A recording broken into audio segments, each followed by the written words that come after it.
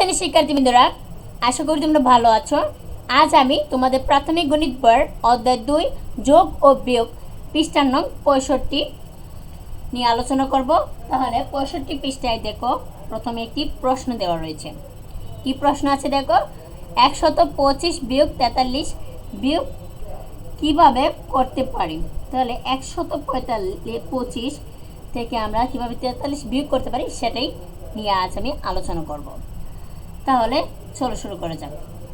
দেখো এখানে এই যে 1 2 3 4 5 6 7 8 9 10, এই পাশে আছে 10।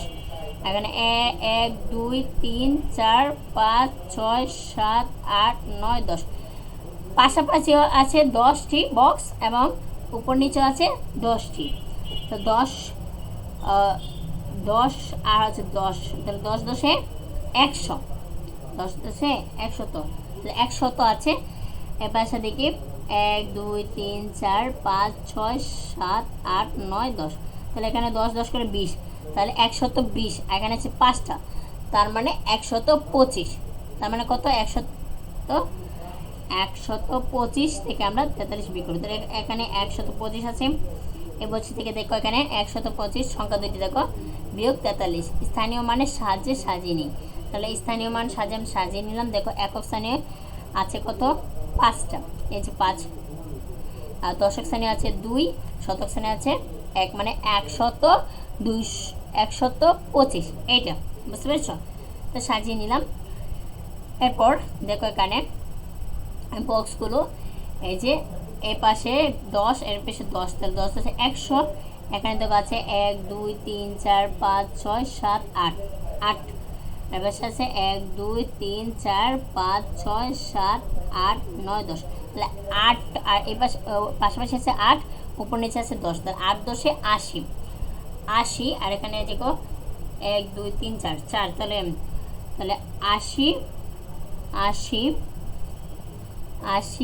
তাহলে 80 আর হচ্ছে এভাবে 4, 40।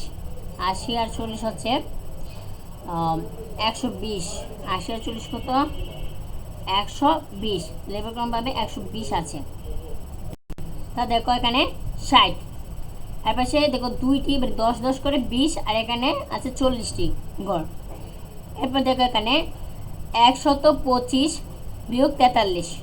দেখো 5 থেকে আমরা 3 বিয়োগ করে পেয়েছি 2, যেহেতু দশক স্থানের অঙ্ক। এরপর দেখো যেহেতু দশক স্থানের অঙ্ক 2 ছোট, 4 বড়, তাই আমরা 2 থেকে 4 বিয়োগ করতে পারি না। দেখো এখানে 2 থেকে 4কে আমরা বিয়োগ করতে পারি না। এর জন্য আমরা 2 এর সাথে 4, এই যে শতকের স্থান, 2 এর সাথে কি করলাম?